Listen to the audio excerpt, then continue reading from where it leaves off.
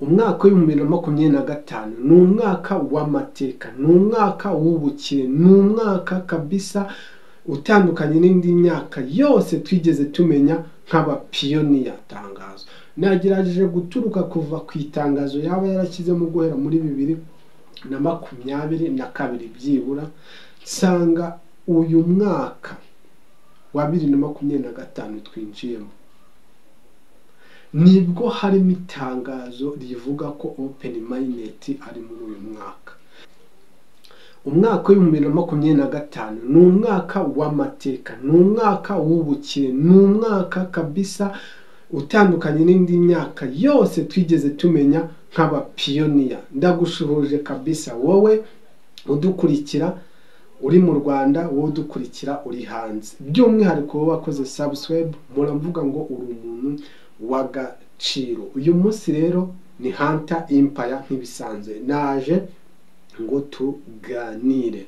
Ngira ngo uyu munsi ntabwo nje kuvuga update zihari, ahubwo uyu munsi ndaje ngo twiganirire kabisa, tuganire ariko tuganire kuri umushinga wacu wa P Network. Tugiye kuganira ku ngingo ebyiri zonyine. Ingingo ya mbere tugiye kurebera hamwe ngo ko wa team ubwa yavuze yuko Open Mainnet ni muri Q1 muri umwaka wa 2025, bivuye ngo ni amezi 3 abanziriza umwaka. Ngira ngo umwaka wa 2025 twawugezemo, nyine navuze ngo ni umwaka w'amahirwe. Niba ubyizera kabisa turi kumwe, kandi nawe niba utabyizera nta kundi twabigenza, ariko uyu ni umwaka w'amahirwe menshi ku bapiyoniya. Nuko rero Open Mainnet ni uyu mwaka kandi ni muri aya mezi abanza.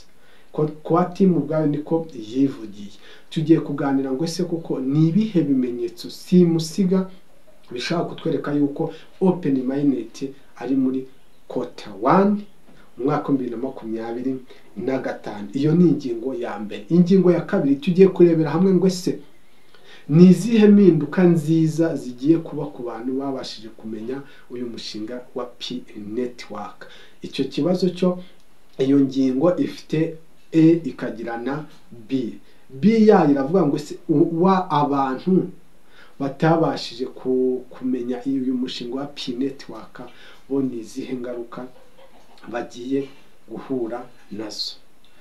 Ntega amatwi ngo no tubane akantu ku kandi musobanurire buri kimwe cyangwa se tuganire. Jya muri comment utere comment. Rero ingingo ya mbere nkuko nabivuze, ibimenyetso bya mbere bishobora kugaragaza yuko Open Mainnet ari muri Q1 umwaka wa 2025. Dore icya mbere ngiki, ngira ngo urimo urakibona hano kuri screen. Ngira ngo urebye igihe tumaze muri uyu mushinga wa P Network, wenda abashyashya bo bamaze amezi byagorana, ariko abamazemo imyaka barabizi. Iyo winjiye hano muri P Network ukajya hano muri chat, hari igice kinyuzwamo amatangazo ya Nicolas wenyine gusa nta wundi. Iyo ugiyemo rero ubona yuko nyine nimwo anyuza amatangazo, buri kintu cyose kibaye anyuzamo amatangazo. Nagerageje guturuka kuva ku itangazo yaba yarashyizemo guhera muri 2022 byibura, nsanga uyu mwaka wa 2025 twinjiyemo nibwo harimo itangazo rivuga ko Open Mainnet ari muri uyu mwaka. Ngira ngo murabyumva neza. Ni ukuvuga ngo wenda duhere kuri P Today iheruka mu mwaka wa 2024, yaravuze ngo Open Mainnet ni muri uyu mwaka wa 2024, ariko kuri kondisiyo. Izo kondisiyo murabizi, ngira ngo singomba kwirirwa nzisubiramo, ariko niyo nanyuramo muri gakeya. Hari miliyoni 10 za migration, hari miliyoni 15 za KYC, hari icyo twakita amadaps cyangwa se amakampani 100. Izo nizo zari kondisiyo zashoboka gutuma umushinga wa P Network uba open muri 2024 cyangwa se ntube open. Ntabwo rero wabaye open bivuze ngo nyine ubwo hari ikintu cyakomye mu nkokora izo nshingano. Ariko ntabwo icyo ari cyo ngendereye, ahubwo ndagira ngo ikintu nshaka kwerekana ko ibihamya simusiga, ibyo tangazo navugaga ni ukuvuga ngo ubushize yagaragaje birantega cyangwa se agaragaza imbogamizi zishobora gutuma open minded itaba, ariko ubu ngubu noneho mu itangazo rye yavuze yuko open minded ni muri 2025 muri kota 1. ngira ngo n'abandi bantu basesenguzi baze bandusha wenda baze kabisa kunyandikira muri comment bambwire, ngira ngo ubu ngubu nta kondisiyo n'imwe ihari yegeze Nicolas agaragaza ko ushobora gutuma open minded itaba muri kota 1. Icyo kintu mucyumve neza, nta kondisiyo n'imwe ihari. Icyo rero ni ikimenyetso cya mbere simusiga kigaragaza yuko open minded irashoboka cyane. Ikindi kintu cya kabiri nanone nuko muri iki gihe tumaze tumayininga uyu mushinga wa P network, nuko muri kondisiyo bari batubwiye n'ubundi miliyoni 15 twasabwaga zararenze, miliyoni 10 za migration harabura abantu bakeya cyane, imishinga 100 nayo harabura mikeya, kandi nta nubwo baheruka kutubwira ko yari 80, kandi nta nubwo wenda niyo 20 bura ibidahari, ibihari ahubwo baba bakiyigaho hari utuntu bakirimo kugenzura. Ubwo se ni gute wavuga yuko open minded itazaba? Icyo ni ikimenyetso cya kabiri simusiga kigaragaza ko open minded igomba kuba muri kota 1. Abantu benshi bamaze kuvuga ngo ni bya bindi ngo birasanzwe ngo bihoraho, ariko mbere yo kuvuga ko ibintu bisanzwe byubanza ushake n'ibimenyetso uhuze amakuru. N'urugero, umuntu aramutse akubwiye ngo mu cyumweru gitaha nari mufitiye ideni ariko nshobora kwishyura, atandukanye n'umuntu wakubwira ngo mu cyumweru gitaha nzakwishyura.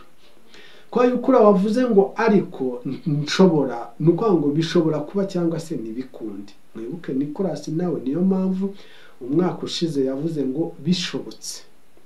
Ubu rero nta bishobotse irimo, ni ntakuka kabisa uko byagenda kose. Icyo ngira ngo muracyumva neza cyane. Niba rero ubona iyi video hari ikintu igufashije wakora subscribe, twakomeje. Ikindi kintu nanone kigaragaza yuko open minded ari uyu mwaka ntakuka, ni ukubera yuko iyo urebye mu cyo twakwita ecosystem ubona ko ibintu byose bamaze kubishyira ku murongo kabisa, ibintu byose birapanze akantu ku kandi. N'ubundi ikibani za miliyoni 10 kandi nazo nta minsi myinshi kabisa iri bushire zitagezweho. Rero ngira ngo nizere yuko nawe urimo urabyumva kabisa.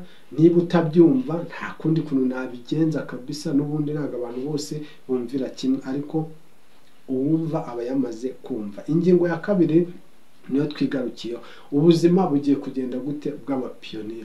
Ubuzima bwo nta bintu byinshi, ni neza nyine, ni neza ku mupiyoniya uzabyitwaramo neza, ariko ntiwumve ngo nta uko ubuzima bubaye bwiza ntabwo bushobora kuba wari ubayeho nabi utuje, ariko ubuzima bwagenda neza ahubwo ukaba ari bwo ibintu biba bibi kurushaho mu bijyanye n'imibereho yawe, kubitewe nuko witwaye mu mafaranga.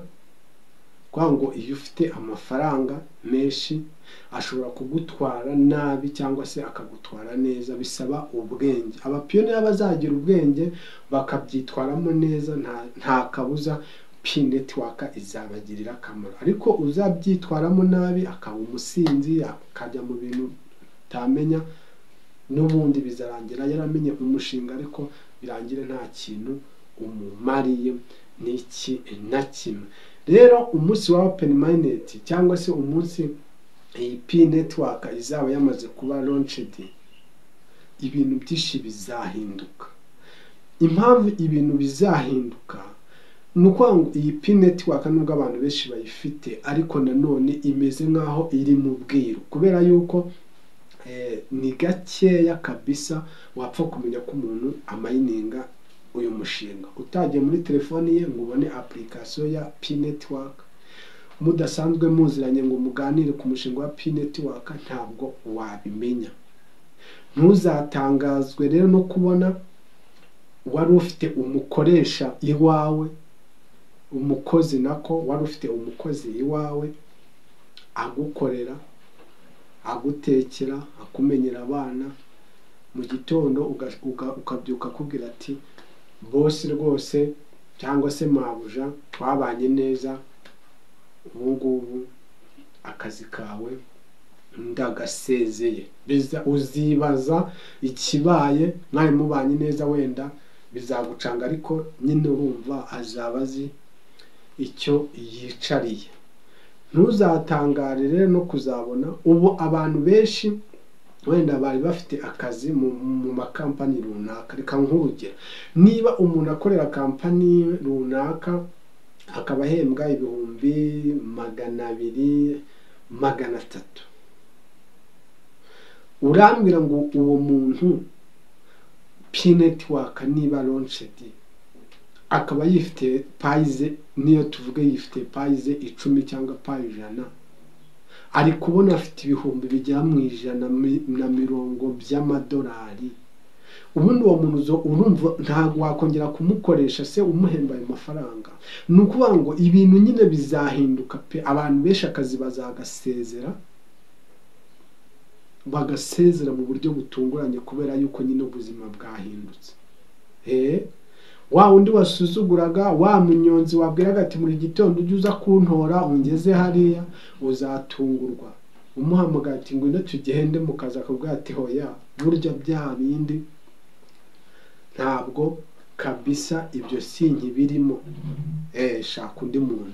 Rero ni ukuvuga ngo ibintu bigomba guhinduka uko byagenda kose, kandi nyine niko isi imeze, nta kindi. Ni ukuvuga ngo ubu igihe tugezemo ntabwo gutunga amafaranga bigiye kuba ngo warayakoreye ngo cyane, ngo wakoze ngo imyaka myinshi, ahubwo ikinyejana turimo gutunga amafaranga bigiye gusabwa umuntu ufungutse mu mutwe, umuntu uzi icyo twakwita gukoresha interineti neza, kubera yuko n'ubundi muri iyi si yindi tubayemo kubona amafaranga murabizi biragoye. Kugira ngo uzabone 10,000 by'idolari, umva ushaka gusanga umuntu afite imyaka igera muri 40, yaratangiye gushaka amafaranga afite imyaka 20, akamara imyaka 20 ashaka amafaranga atabone na miliyoni y'amanyarwanda kuri konti. Uwo muntu rero urumva nyine niba yagize amahirwe akamenya uyu mushinga, ngira ngo ibyari inzozi bigiye kuba impamo. Hari umuntu ujya uvuga ngo biragoye gukira ushaje.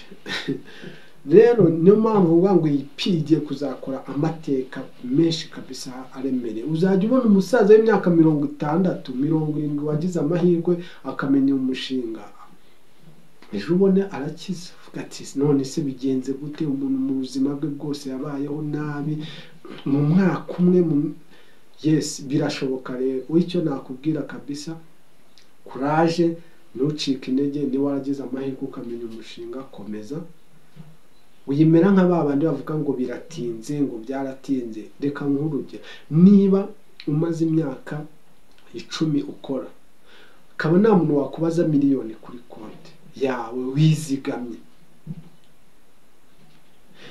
ubundi urarambirwa ngo yaratinze ngo ibiki n'ibiki, n'ubundi sura yivamo ujye guhigira hehe? N'ubundi uzagaruka usange abagumyemo ibintu byagenze neza, wowe ngo byaratinze. N'ubundi se ese byaratinze aho uriho ubona ibingana iki? Aho uri ubasha kwinjiza ibingana iki ku buryo wavuga ati noneho ndihagije kabisa, mfite akazi keza? Kandi niyo wagira akazi keza ugasevinga ibishoboka, umenye ko amafaranga uko yaba angana kose, amafaranga akenera ayandi. Ngira ngo rero nizere yuko wankurikiye, wewe twajyanye kuri uyu munota turi kumwe kabisa. Congratulations, uri umuntu uwo kubaha. nibyo nagira ngo tuganire. Jya muri komenti utere komenti nawe kabisa utubwire uko ubyumva, n'uburenganzira bwawe, biremewe. Ciao ciao, duhure muri next video ikurikira. By'umwihariko kora subscribe.